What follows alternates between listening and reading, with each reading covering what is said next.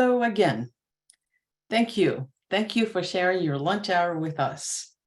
Please note that this event is being recorded and will be distributed to registrants and will be made available publicly approximately 1 week following the live event, maybe 2 weeks. Questions can be submitted at any time throughout the Q&A button. For technical support questions related to Zoom, please visit support.zoom.us. You will notice that we have ASL interpreters available. You may pin the interpreters, or you can click the interpretation button on your Zoom toolbar and select ASL to populate the interpreter in a separate window. Also, closed captioning is available through the Zoom menu bar. Let's get started.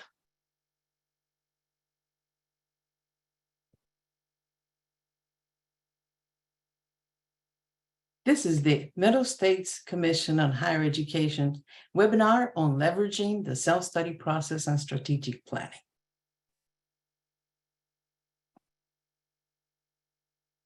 Before we begin, I would like to take a moment to recognize the sponsor for today's webinar, which is Weave. Created by educators for educators, Weave's platform is uniquely designed for institutional effectiveness and empowers higher education leaders to prepare for their institutional and programmatic accreditations.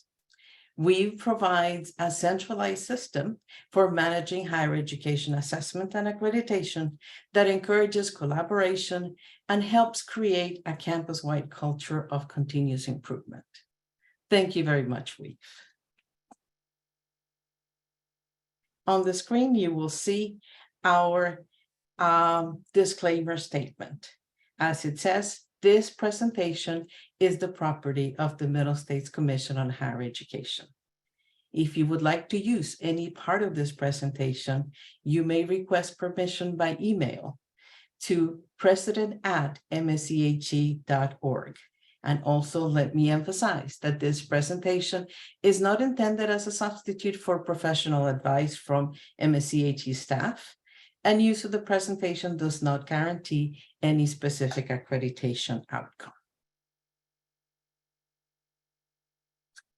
I am Dr. Edna Corbett. I'm Senior Vice President for Accreditation Relations and Services with the Commission. Joining me today is Dr. Ann Wall, Vice President for Institutional Affairs Relations at MSCHE. We're also very fortunate to have 3 colleagues from MSCHE member institutions serving as panelists today.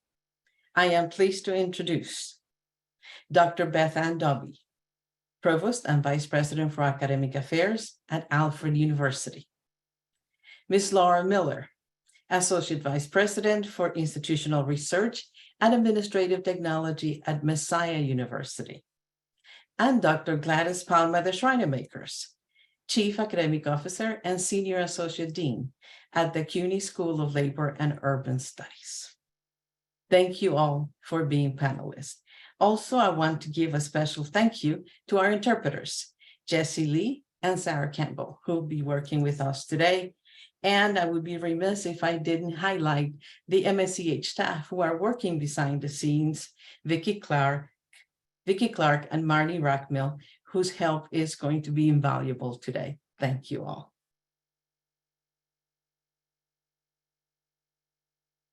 On the screen, you will see the learning outcomes for this webinar. I will not read them all to you. You will be able to read them when you get a copy of the presentation.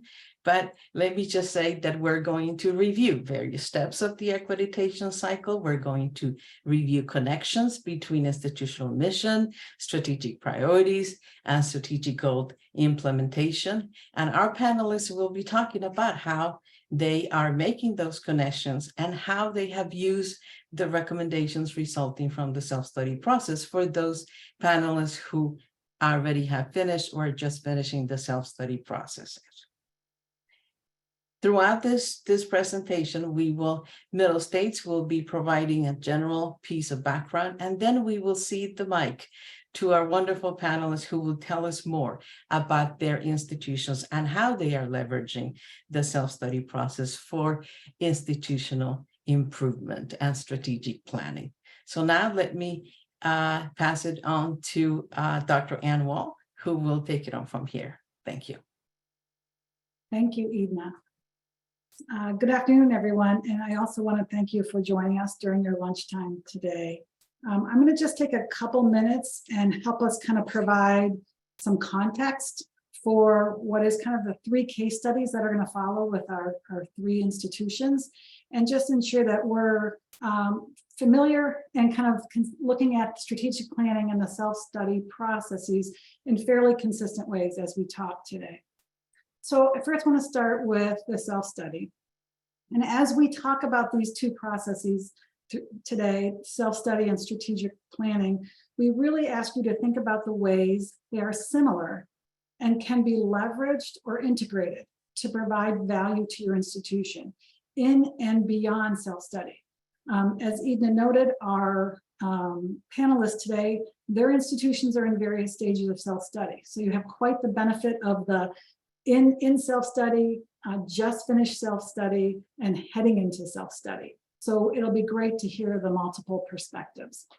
So self-study, as a refresher for those of you who aren't immersed in it at the moment, an institution engages in a self-study process once every 8 years as a middle states institution, primarily to demonstrate that it meets the commission's expectations and to gain insights that will serve the institution well, hopefully for years after the self-study report and the on-site evaluation visit are completed.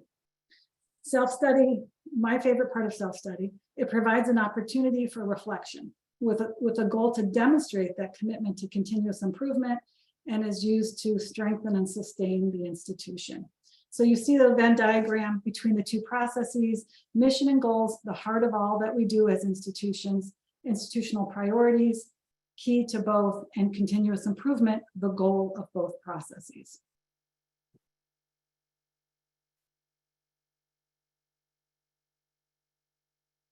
So I'm going to talk about self-study first, just very briefly. And this slide highlights 2 essential questions about the self-study process. And this, again, the self-study provides that opportunity for institutions to demonstrate how they currently meet the commission standards for accreditation and requirements of affiliation.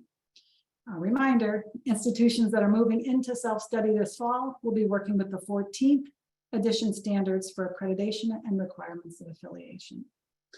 An additional goal through self-study is, as I mentioned, to focus on continuous improvement in the attainment of the institution's mission and its institutional priorities. So we ask institutions in self-study to select institutional priorities that work well and align with the standards to help advance the institution's strategic plan, mission and goals. The key question that you want to ask yourself throughout: what does an institution hope to learn or gain through self-study?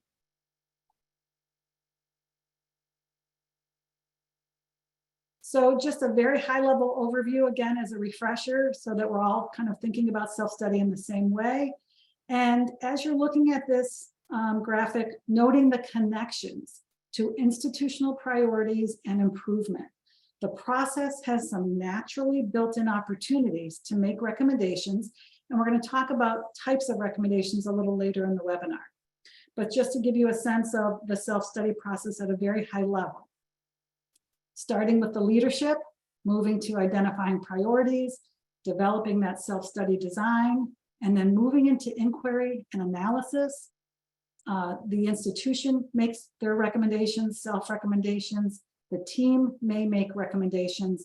And then again, kind of the goal there, that post self-study improvement. What did we learn? What can we do better, stronger, faster after self-study?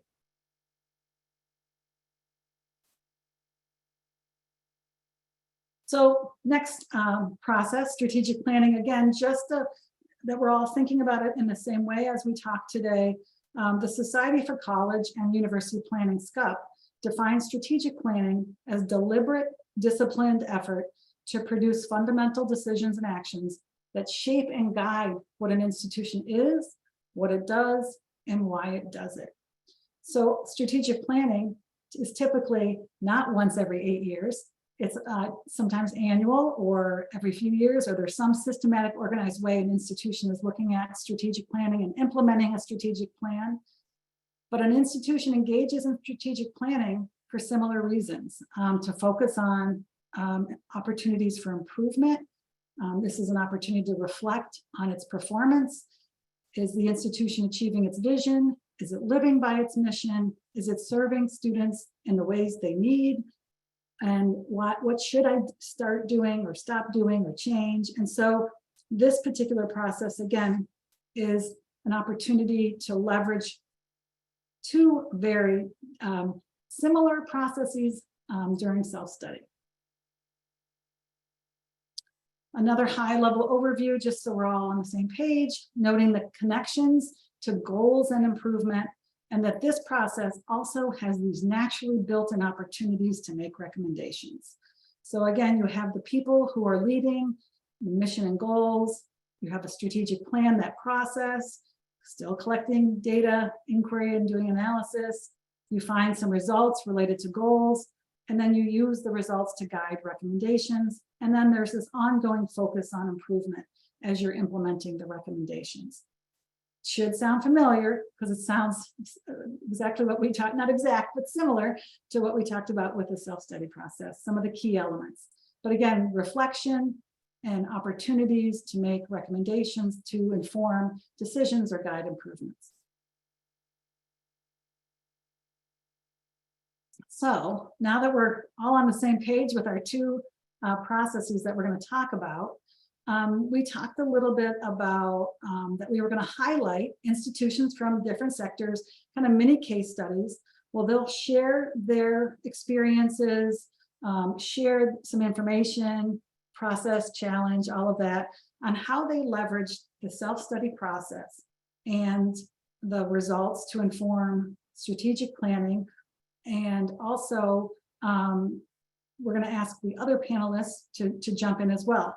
But right now, I'd like to reintroduce Beth Ann, who is the provost at Alfred University, and she is going to kick us off on the strategic planning and self-study processes, some of the similarities and some of the intersections, as well as a little brief background on Alfred. Beth Great. Ann? Thank you very much, Anne. Hello, everybody. It's a pleasure to be here and participate on this panel.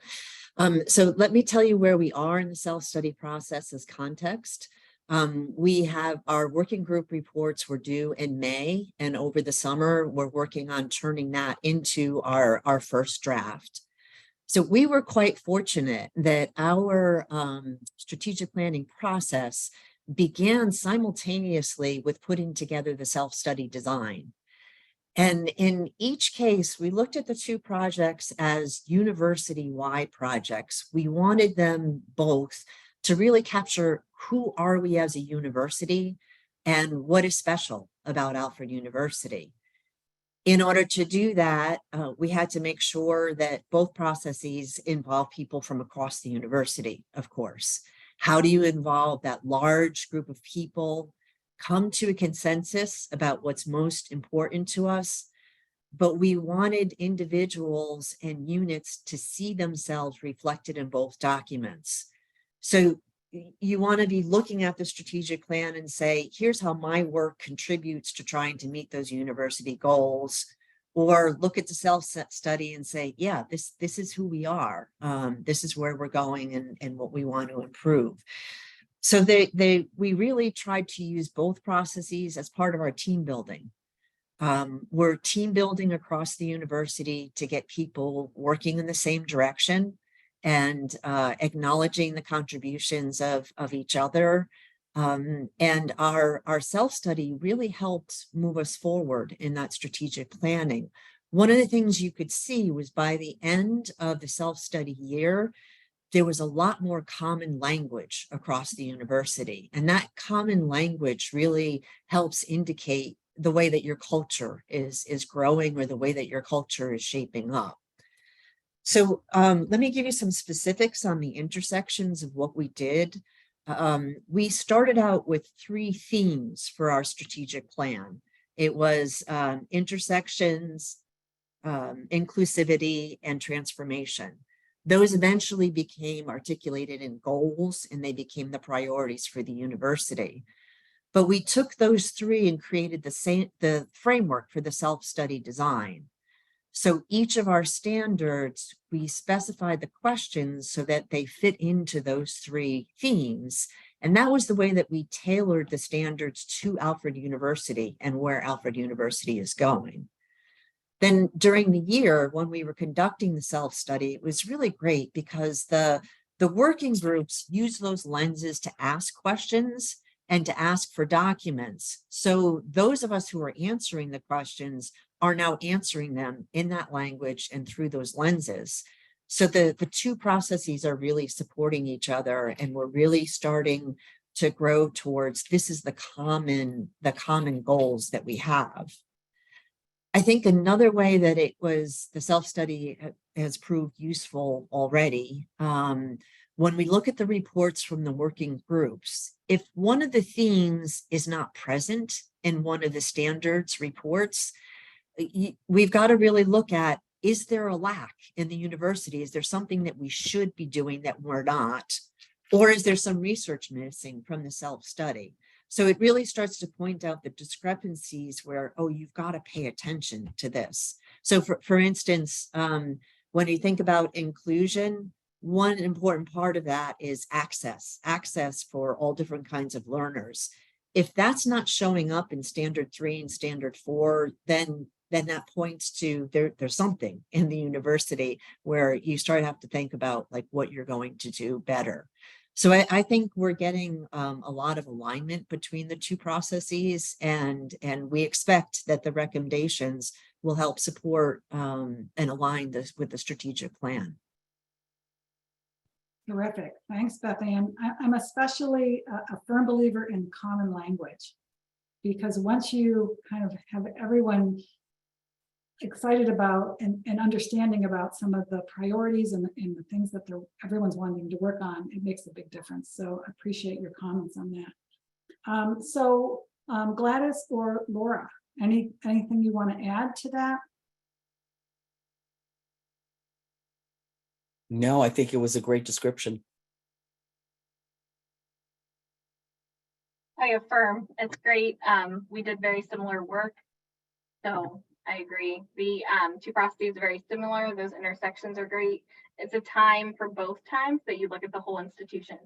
So as each unit tends to look at their own pieces, this is where the self-study and the strategic plan kind of work together to look at the whole institution rather than focusing. Laura, and Gladys, thank you. And Laura, that reminded me of, I was meeting with the president of an institution, primarily health-based medicine programs. And all of a sudden it hit me that they had a massive amount of programmatic accreditation. They were terrific at that. They did it very well. And so when I we talked to the group about what an institutional accreditation is, I said, in your language, it's like the whole body, right? You have your specialists, you have your orthopedics, you have your, organ doctors, all that kind of thing. I said, but an institutional accreditation is an opportunity to reflect on the whole body. And so that really resonated with me when I was visiting with them. And Laura, you just kind of confirmed it happens in other places where you kind of get that opportunity to look up at the institution. Thank you. So the next slide, we're going to highlight some natural, hopefully, connections and opportunities using the standards as the lens for institutional priorities. So just pivoting a little bit to talk about institutional priorities and themes. So over the years, as we've collected and looked at various self-study reports and self-study designs, these are the types of institutional priorities or themes and a focus that pop up. So I won't read through all of them, but you may find that they resonate, 1 or 2 or 3 or all resonate with you. We have seen quite a diverse number of themes over the years, and then the focus area may vary depending on the institution. So you can see for student achievement and success, that's a pretty large theme. And so when you look at the focus areas, it could be on retention for an institution, an increase in graduation rates, improved learning across all modalities, something specific about enhancing co-curricular academic support services. So the way that student achievement and success is further defined is important, because that also helps align with around the university, but also with the standards and the criteria through self-study. So I wanted to give you a snapshot of some of the types of institutional priorities that are emerging through the self-study process. Panelists, anything jump out at you that resonates with you? Well, as a new school, for us, it's enrollment to assess enrollment processes, strength, stabilize enrollment, increase enrollment in our case, recruit and retain a diverse community of students. That is central to, our plan as a new school, but also our mission.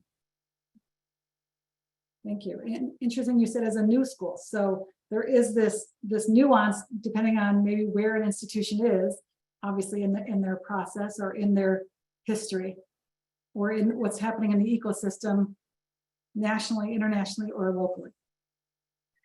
Yeah, I think for us, the student achievement and success, because of what you just said, Anne, is very important. What it takes for student achievement and success is quite different. I mean, it changes all the time, but we have to do things differently. And so being responsive to that, how do you help current students achieve? What do you have to do differently, has been very important to what we've been focusing on. Great, thank you. So let's take a minute and collect some institutional priorities from those that are attending our webinar today. What we'd like to do is ask you to provide a little bit more of a complete sentence, more of that focus, instead of just kind of the big theme, more than a word or two. Specifically, for example, academic quality could be just about anything, but specifically, what's your priority at your institution? Is it focused on the quality of online academic program offerings? Some might want to focus on gen ed, but we're looking for volunteers who will share a particular institutional priority that your institution is considering or has selected for self-study. And if you can submit your example and the standard you think it aligns to. So here's where you might want to have your handy dandy, you probably can't see mine. I just got my new standards in the mail the other day. Standard 1 through 7. And if you don't, we can kind of talk through that as part of this activity. So if you could submit your example and the standard you think it aligns to with within the Q&A feature. Eden is going to capture those for us, and we're going to try to share those on the screen. So I'm going to give you a minute to populate the Q&A with some examples. And Laura from Messiah gave us the first one. So Laura, do you want to talk through that a little bit while people are populating the Q&A with examples? Sure, yeah.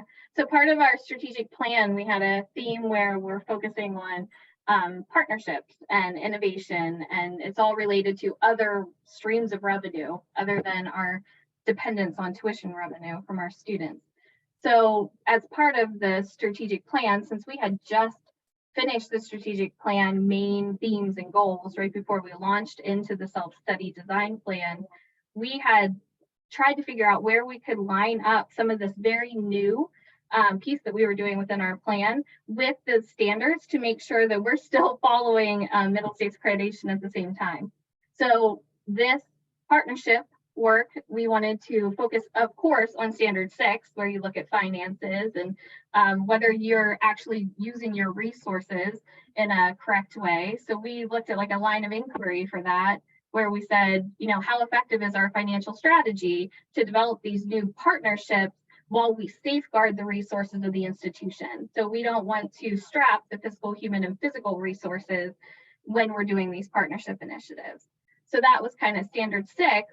And then tying it to standard 1 was really, we don't want to move away from our mission. So when we do these partnerships, how can we make sure our processes, how we vet them, how we have policies around partnerships, how they tie directly to our mission and goals, and ensure that's happening during our self-study process. Terrific, thank you, Laura. So instead of listing, enhanced financial or fiscal resources or viability, it's a very focused priority and aligns very nicely to the standards. And I see I wrote a 1 and a 6 instead of a Roman numeral for that, but sorry about that. So Edna, how are we doing in the Q&A? Okay, we have one with more of a complete sentences. So Whoops. this one is, all right, let's see.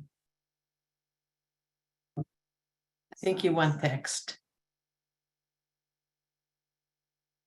Okay, sorry, I got ahead of myself here on the, okay. Okay, so we have student focus, increasing student enrollment and persistence. What was the word after student? Pulse? Student focus, Oh, focus, sorry. colon, increasing student enrollment, that's fine. Increasing student enrollment and persistence. And our contributor connected that to standard 4, support of the student experience. All right. Sorry, standard 4.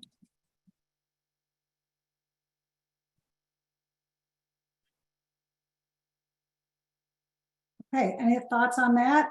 Easy to follow, clear? Okay, so we have another one. Okay, It is a multi-part, so I'm going to let you decide how you're going to do that. Innovate academic offerings. And that includes grow health sciences programs.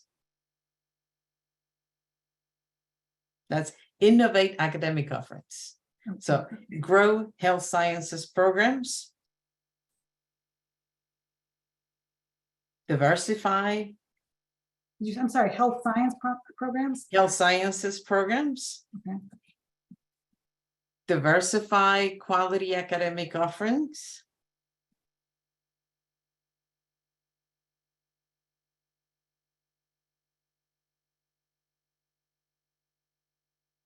Launch key distance education programs.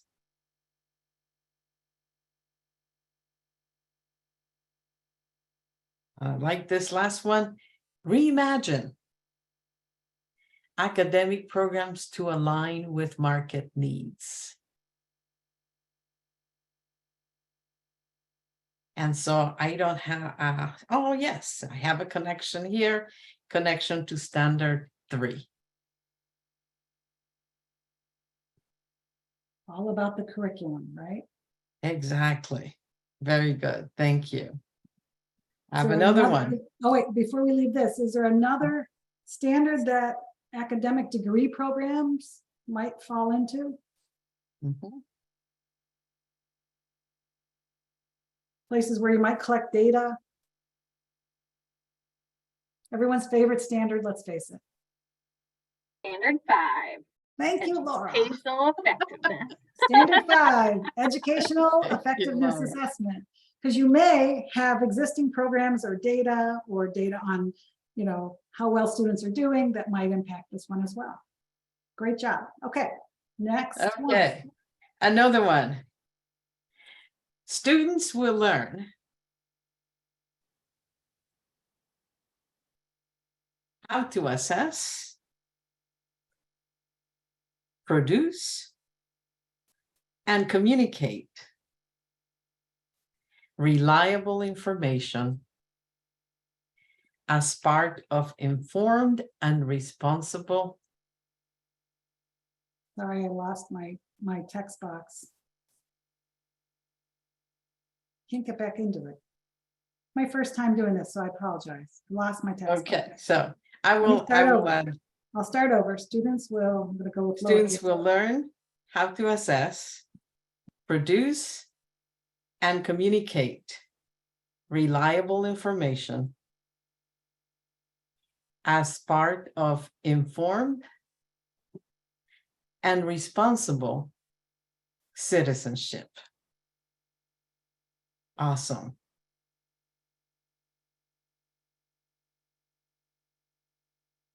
So this sounds like an institutional goal. Mhm. So do we have a standard? I don't have a standard here identified, so I'm going to let our panelists tell us.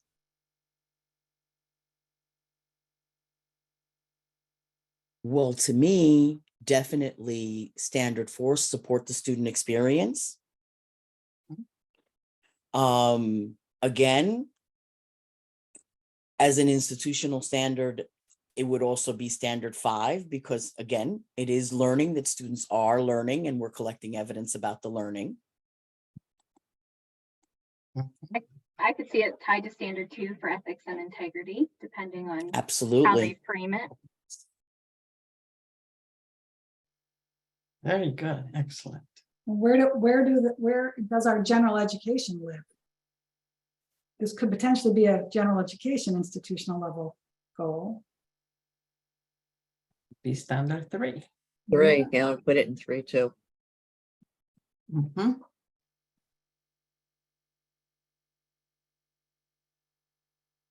Okay, All right, and our viewers agree with that. Standard 5, standard 3, and standard 4. Excellent, thank you. Okay. Let me do one more. Let's do one more. This one is enrollment sustainability.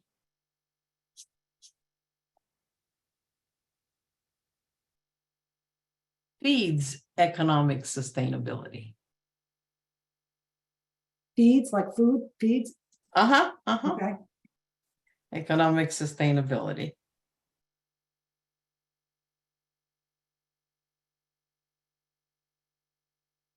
So that's a And state. our participant has identified standard 6.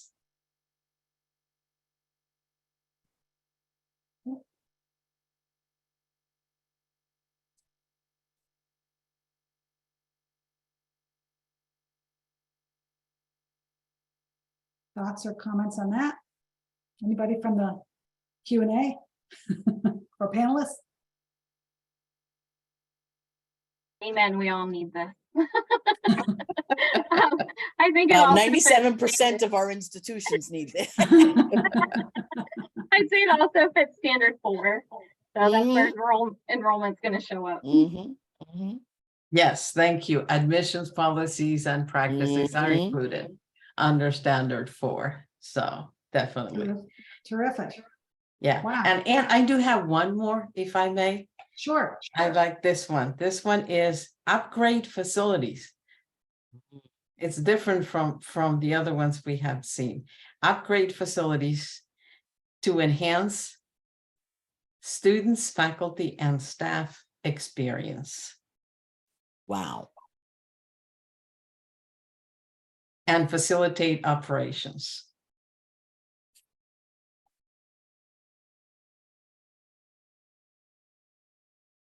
Whoops. Mhm. Okay. Facilities and experiences and operations. Yep. Where are we And going? they have identified standards 1, 3, and 6.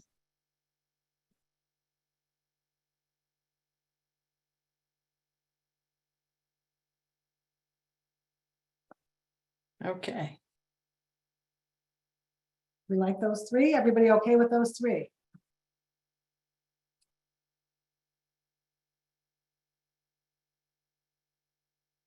Okay, looks like it's another one that all institutions are excited about.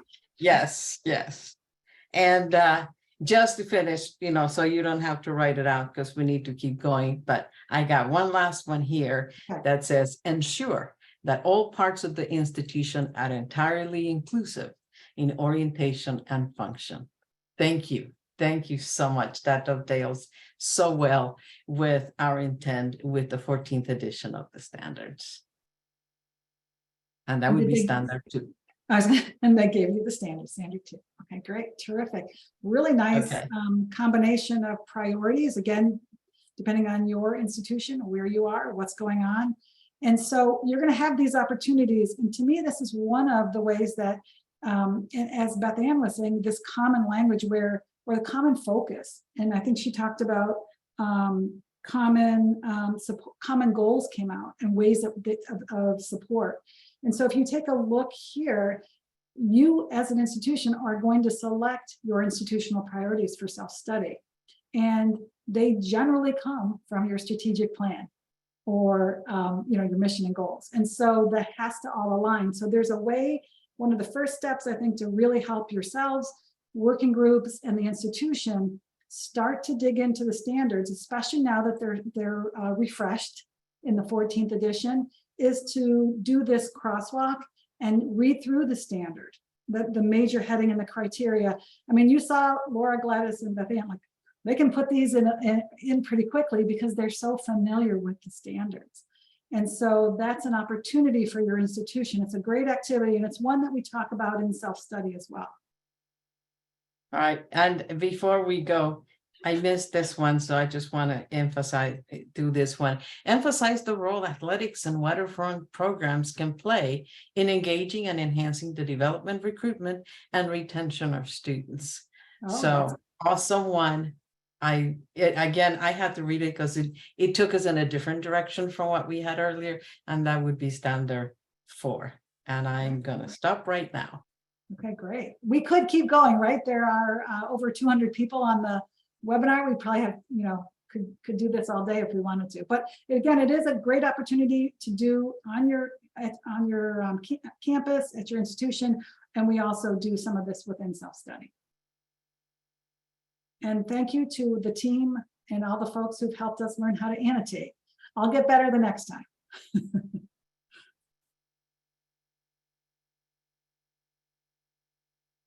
Okay, let's turn to our institutional highlight, or our case study is Messiah. And here we're going to talk a little bit about the connections between the 2 processes, self-study, strategic planning, and the standards for accreditation. And ask Laura to kind of talk about Messiah, the process overall, where they are, what's happening there, and then you can walk us through your priorities, and then talk a little bit about those connections. And yeah, great. Go ahead, Dan. Nope, I was going to say, and I'll have one question for everybody at the end. All right. Yeah, so Messiah just got through their self-study, so we're celebrating that we are reaffirmed and everything is complete, and we're rooting on Beth Ann. So we're excited about that, and now trying to implement all those recommendations. So essentially, with our institutional priorities, they came straight out of our strategic plan. Messiah started with the strategic plan process, and that concluded right before we launched into all of the webinars and the meetings surrounding how we design our self-study design plan. So it was a perfect opportunity. We had refreshed the institutional priorities right before. So picking our institutional priorities and getting buy-in on those across campus was very simple compared to some other pieces of the process. So that was a nice piece when we rolled out the institutional priorities from those working groups. Everyone got on board very quickly. That common language was already there. As Beth Ann had talked about, like, the strategic plan really set us up to have that ready and at our fingertips. So that was perfect. And then we had actually taken, the co-chair and I had taken the time to take the institutional priorities, which really focused on inclusive excellence, student success, that innovation, partnerships, and financial vitality that I mentioned before, and then academic excellence and learning for life. And we took those real basic institutional priorities for you and said, how do we connect these to the standards? And then, you immediately get overwhelmed because they connect to every single standard, right? There's a place where they can connect for everything. And something that we learned during the self-study design plan is Middle States is not asking you to connect it to every single standard from a line of inquiry standpoint. They want you to focus. So we actually connected them to many and then said, you know what, let's really focus on where we as an institution need to dive deeper in our analysis on the connection between these priorities and the standards to help further our mission and help improve. So we ended up backtracking a bit and connecting them again to fewer standards so that we could focus in a bit. And once we did that, we had our working groups come alongside and ask them to come up with lines of inquiry. What did they want to ask? What questions did they think they could analyze that would help improve the next stage for the institution to move forward with our strategic plan? So we did that process. And based on those lines of inquiry, we had buy-in from President's Cabinet of which of these really would move in the direction you were planning for the institution to go based on the strategic plan. And then we focused on those lines of inquiry for our analysis related to each standard. So I gave the example of, financial vitality in these partnerships and how to make sure we met our mission and goals. So we didn't, drive away from the mission and goals with the want for additional other types of revenue. But then we also did things like where we really focused in, like Beth Ann talked about, the support of the student experience and having to really focus in on retention and what does it look like now, especially post-pandemic? What does it look like after COVID to retain a student? And not just retain them because they're fearful of transferring, but retain them in a way that they are most successful to their goals. So we did a lot of that study. We also focused in on inclusive excellence. We didn't just tie that to ethics and integrity. We tied that to governance, leadership, and administration, so standard 7, and thought through inclusive excellence within our board and things like that. So it really matched well together, both of them. The strategic plan, those priorities driven from the strategic plan, going right into our self-study process to drive our lines of inquiry.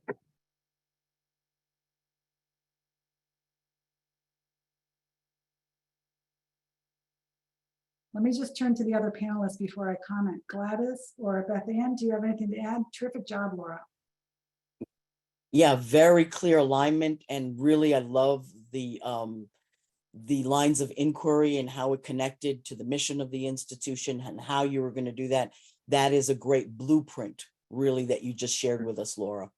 Mhm. Yeah, and I think it's terrific the way you decided to hone down rather than saying everything is connected to everything, because it gives you a much clearer direction. So I think that's terrific too. Right.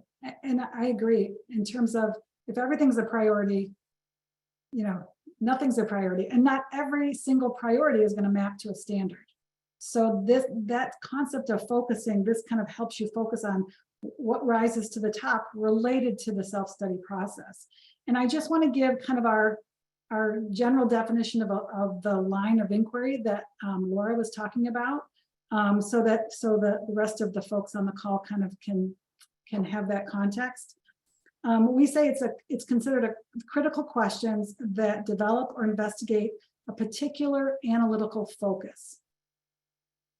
They relate directly to the institutional priorities and or one of the outcomes. How effective, to what extent? It's kind of an analytical question about your priorities or your outcome that's embedded within that standard that's already been aligned to your priority.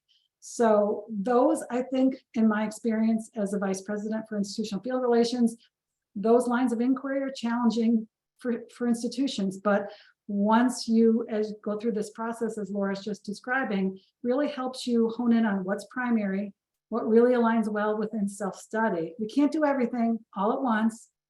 What will add the most value for our institution? And I think, again, people talk a lot about trusting the process, and that is part of the process. So thank you, that was great. One other question, did the connections that if this is for any of our panelists, that you made hold up to the standard associated with it, or did you make any modifications? Did you say this isn't really connected, it's more secondary, this is primary, or this isn't a priority, or this is a 5-year project, not a self-study? Yeah. We had a much grander self-study design plan where we were like conducting and lots of inquiry. And we really were grateful and being encouraged to focus. And once we did that focus, then it stayed and those connections stayed true. So that's how we did it. Gladys or Beth Ann, anything rise to the top on that, or did everything just kind of, you were intentionally focused in the beginning and it worked? Well, I think we were not as focused as what Laura described. I think we became more focused. I think that point that she made was really good, that when we first mapped the 3 themes to the standards and mapped them to the mission, we may have been too generous and saying this is this. And then when you start to do the work of the working groups, you see, well, this isn't really showing up here. That's not a failing. Right. It shouldn't be a priority here. And so we came much later to the insight that Laura shared with us. Terrific.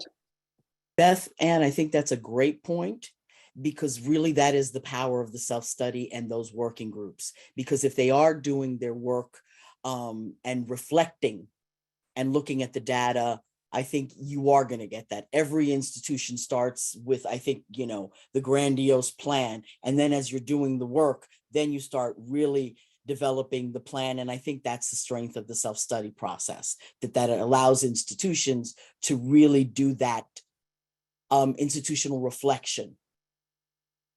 Great. Thank you, Gladys. And I want everyone to notice the big wide smile that Laura has.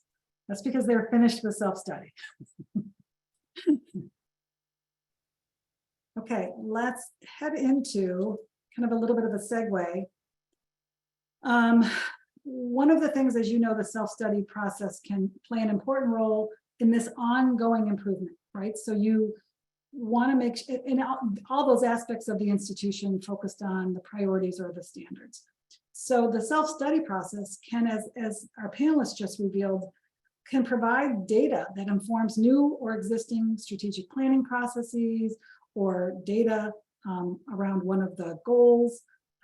Maybe it's a particular priority that shifted or will continue on. But there's 2 types of recommendations within self-study that are designed to guide continuous improvement. And so you'll see on the slide, an institution's self-study analysis. This is an analytical process.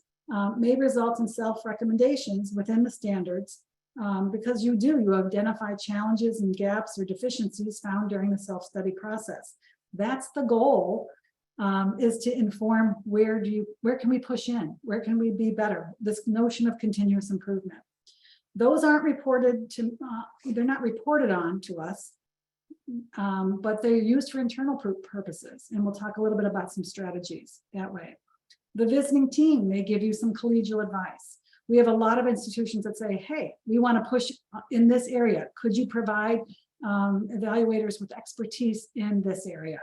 And so you may get some collegial advice in the form of guidance or ideas that might help you further that particular area or initiative. And it's just advice. That's all it is. Then you may have recommendations in the team report, and those are the ones you may report on in some type of follow-up report. It could be the annual institution update or future self-studies or some format. So there's the 2 levels. If you think of it as the internal, the ones that you do with your institution, and then of course the team recommendations. So a couple of strategies that we have seen over the years on how institutions can use for implementing recommendations. And after self-study, the leadership team should or could evaluate and assess and analyze each standard related to those recommendations and work through the team report and look at the findings section. There's a lot of context, a lot of information in that team report, and prioritize the recommendations that are most relevant. And then ensure, how are you going to implement those? How are you going to work through those? What's the communication? Discuss the recommendations and all of the pieces that follow. So one strategy. Once you've analyzed the recommendations and you've prioritized them, you may have a implementation plan. You would obviously need the support from the institutional leadership or some centralized committee, or it's designated to a particular existing committee or a task force responsible for it, and then determine who's accountable, what your benchmarks are, just almost as if you're going, infusing it back into the institutional plan. Identify those resources, and then find opportunities to share updates and communicate progress. So if you advance those recommendations throughout the campus, the institution, what's the way that it can be sustainable? How can it be managed? I mean, is it more work for folks, or is it part of the infrastructure you already have? And you can demonstrate this sense of continuous improvement. Resources, super key. Identifying those resources. So what are the most common recommendations? So these are the themes that are most often cited by institutions. And you can take a look on the screen. Again, I won't read through those. You will be getting a copy of the presentation. But institutions often identify as a point of improvement the review and refresh of their institutional mission and goals. Another common theme is diversity, equity, and inclusion throughout the institution. And we heard a little bit about that from one of our institutions today. Some type of diversification with respect to curriculum or faculty or the entire community. And then we also see a lot of focus on improving the overall student experience and student success indicators. We talked about a couple of those: graduation, retention, et cetera. And sometimes there's so much emphasis on the strategic planning process, you find out you need a little work in that area, right? And so there's a big push there. A lot on curriculum, gen ed or degree programs, graduate or undergraduate, online, in-person, hybrid, and a lot. Sometimes we see some governance process questions or recommendations, excuse me, and improving resource allocation and budgetary processes. The one at the bottom is probably one that's cited very frequently: improving assessment processes. And that's within standards in multiple levels and places and spaces of institutions, but particularly, as I mentioned, everyone's favorite, standard 5, educational effectiveness assessment. So that assessment and evaluation of the academic offerings. So those are the most common recommendations that we see. And you can see that they are very similar to the institutional priorities, right? Because you're doing that analysis, and so those recommendations are very similar. All right, let's turn to our third case study, talking a little bit about the CUNY School of Labor and Urban Studies. Gladys is she's post self-study also, so she's still smiling, but she's gonna walk us through the types of recommendations the institution made, what, if any, they're continuing to work on, and then some of the key takeaways. And then we're going to turn back to Beth Ann and Laura and get some additional comments there as well. So Gladys, take us to CUNY School of Labor and Urban Studies. Thank you. CUNY's newest school, but no longer its smallest school, I'm proud to say. So for me, the case study is, how do you keep the momentum going after the self-study process? After you've gotten the great, news that you've been reaccredited and such, everybody's like, okay, now we can rest a little bit. And I'm like, no, we can't. No, we can't. Especially, and our self-study was 2020. So everybody worked really hard. It was a multi-campus because we're part of one of 25 institutions at CUNY and under the umbrella of the Graduate Center University, the Graduate School and University Center. So it was very intricate. And one of our priorities, and then again, how do you translate an institutional priority to a school priority and further? Priority 3 in our self-study was advancing our public mission by increasing impact. The way that we translated it as the newest school was the priority of enrollment growth through effective recruitment and retention. And how did we do this? This was aligned to our own strategic plan. And again, how do you keep this going 3 years later, and are continuously working with this? So a lot of it, because I'm an assessment person, and my poor faculty, staff, and students, when they heard this, they were like, oh boy. So it was a lot of conversations and focus groups with the CUNY School of Labor and Urban Studies is very, very connected to its labor partners that were instrumental to creating the school and its community partners. So we did focus groups with them. We did focus groups with faculty, with current students, graduating students, and also prospective students. And in this, we found the idea of new program development, and not only new program development, but the modality of the programs. So we are a brick and mortar institution, and a lot of this data said to us that we needed to move to online for certain programs. And from these discussions and reviews and such, we came up with 4 online certificates. And again, really aligning standard 5 and standard 6. You know, what does this mean for the mission of the institution, which is really social justice and public service. So the average age of our students is 33 years old. So we have an adult population.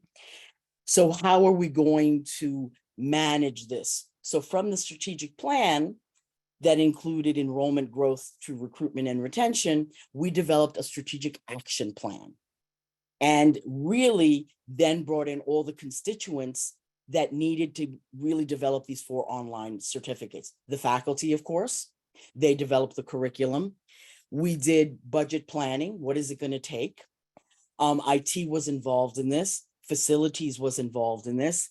And basically, how do you budget and what do you need to do? And the action plan for us included the curriculum development, included hiring of new faculty, included developing an academic technology infrastructure for the school. What did that mean? That meant smart classrooms.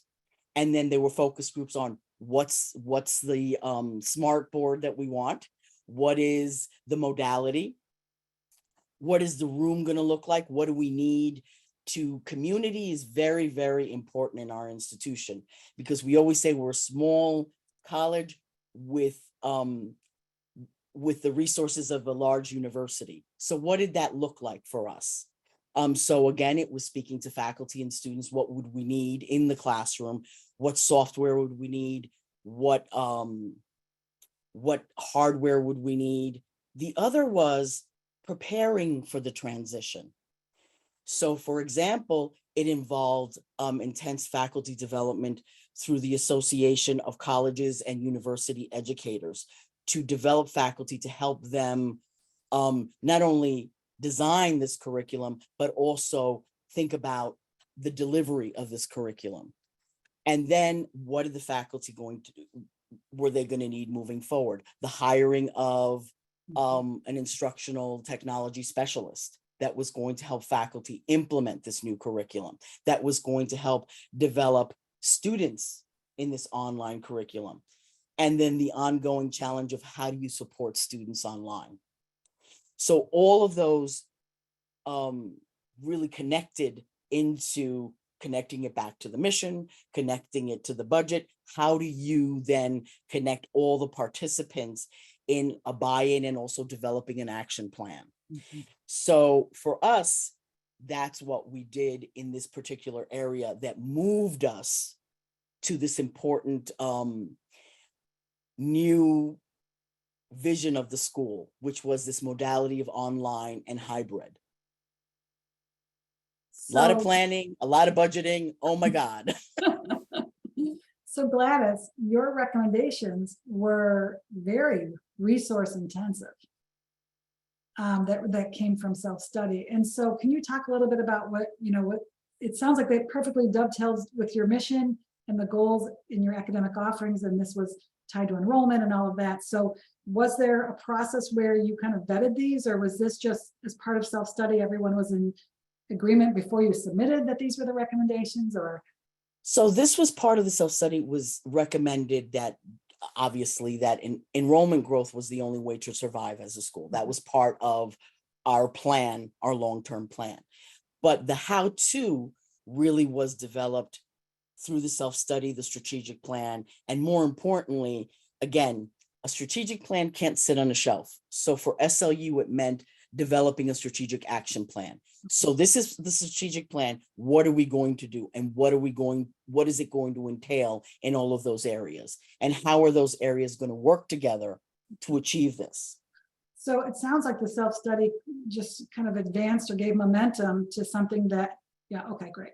Thank you. Absolutely. Absolutely. That's a great way of saying it, Ann. Beth Ann or Laura, comments or anything else you want to add there? I mean, I think that's a great example, Gladys, very thorough of how to connect from an internal recommendation straight out to implementing it and resourcing it. The one thing I would say about our internal recommendations that we had is the working groups did recommend to us what they thought should be the internal recommendations, but then we did thoroughly vet them. You know, what can we resource? What aligns back to the strategic plan and the institutional priorities? So not everything that came through was a immediate internal recommendation that we put forward. We also, in our conclusion, decided to not just have this is an internal recommendation, but this is an internal recommendation with the area or the person or the committee that was going to be held accountable for going through with the recommendation. So we didn't just supply an internal recommendation without a path to already implement the first stage of that. But Gladys, this is helpful to think through. What does that mean after we get through the first annual plan of the strategic plan? Because, you know, that's right now. But what is it in year 2 or 3 to make sure that they get completely, the momentum does not end. And quite frankly, you know, and to your point, thank you, Laura, absolutely. You know, that's the biggest challenge, I think, for all of us, because everybody's like, there's so much energy and focus on the self-study design, the self-study process, the visit and such, and afterwards, that everybody wants to just take a deep breath and not think about it. And quite frankly, you have to hit while the iron is hot, because if not, you're really not going to move this forward, and you're really not going to benefit from the process of the self-study. You really have to continue that with people, because if not, you know, they're just going to say, oh, okay, we're done. And then you really hit a problem. So right now, for example, this summer, through my director in academic affairs, Liz Sergio, she's doing the component in the student affairs. How do you do retention in student affairs? What do we need to focus on? You know, so that is going to be both in person and using technology as well. So it's never really resting. It's it's a large puzzle and fitting all the pieces together, really. That's institutional effectiveness. And to your point, which was an important one, yes, it was finance heavy. Really, then as an institution, how do we need to grow enrollment to have the enrollment revenue to do this? How do we need to leverage, we're a public institution, public funding to make this a priority in our ask for our legislators and such, and for, you know, and grant writing, quite frankly, you know, I'm blessed with a team that is very serious about grant writing and such, and piecing all of those things together to create the financial package that you need. And I think what's really important is really having those ongoing conversations. And that's part of standard 6. I think it's criteria 2, very specific, very intentional with that you really need to communicate this, and everybody needs to know what's going on and why it's going on. It's not just spending for spending's sake. And why is this being prioritized over that? Which is, again, developing institutional priorities. Great. Well, from both of those comments, it sounds like it's ongoing collaboration, even to prioritize what's next, ongoing communication, ongoing implementation, and again, using structures that are in place if you have them, and then also phases and stages, like what, you know, we can't do everything. Maybe we made 10 recommendations, and let's focus on 2 in years 1 through 3 or something like that. All right, thank you. Beth Ann, you get the last word on this one. Okay. So it strikes me that this ties back to something you said early on, Anne, when you talked about the importance of this being a university level look. Because when you come up and agree on what those recommendations are going to be, people have to be able to look at that university look in order to really agree with what the priorities are. Is because if the priority isn't in my area, I have to be able to see why it's important to the institution and why it's rising to the top. So the self-study just becomes a really important tool in being able to achieve that. Thanks, Beth. And that might help discern a priority, right? If it's institution-wide versus, oh, there's, 20% of the folks this would impact. I mean, that could also be one of the conditions that you look at it in terms of a priority. Great. So I'm going to ask you ladies, the key takeaway related to leveraging strategic planning and the self-study processes. If you had one word or nugget of advice for the folks, is there anything that rises to the top as a key takeaway? Something that keeps you up at no, doesn't keep you up at night. Something that helped along the way, or Constant communication and reiterating the same thing in different ways and with different groups. Even a small institution like mine, you'd be surprised just the compartmentalization of things and the idea of connecting all of those pieces together. Mm-hmm. Great. So communications, connections, terrific. And then dovetailing with that, the follow-up, always following up with everything. And if something is done, going back to people and saying, this has been done, or here's where we are with this. So it's part of communication, but that constant follow-up. Mm-hmm. Great. Yeah, and I would say the last thing I'd say is make sure you have an accountable person, right? So a group or a committee or a person that feels accountable for either the self-study process and each piece of it, or even the recommendations that come out of it. So for that follow through.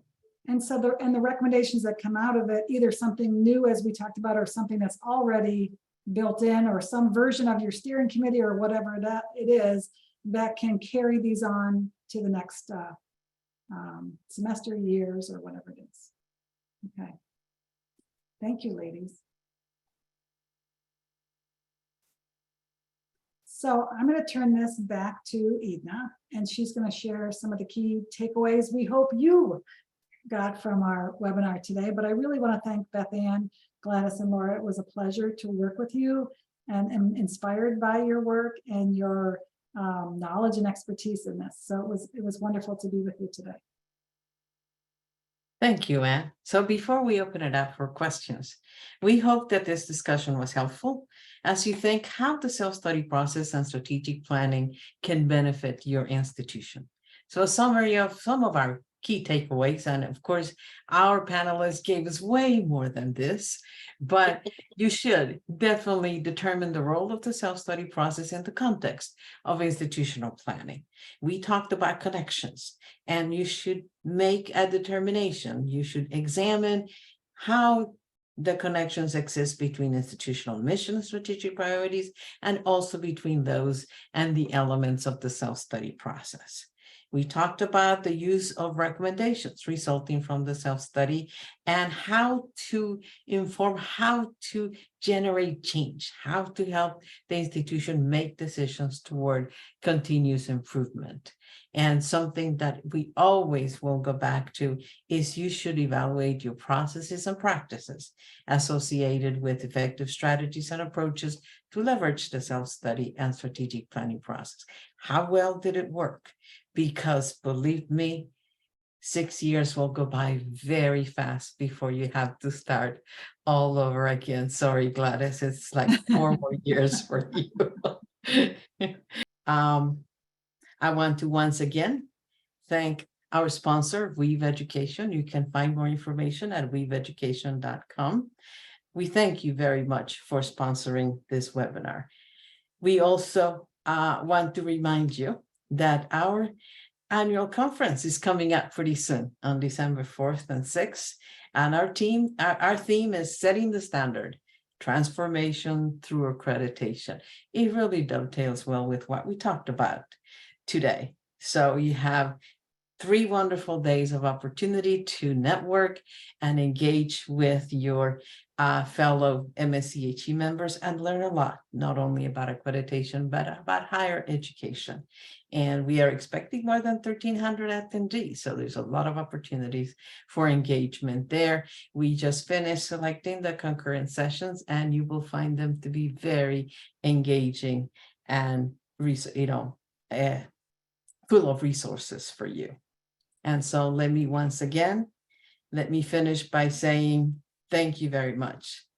Laura Miller, Beth Andovi, and Gladys Palma, the Shrine Makers, you rock.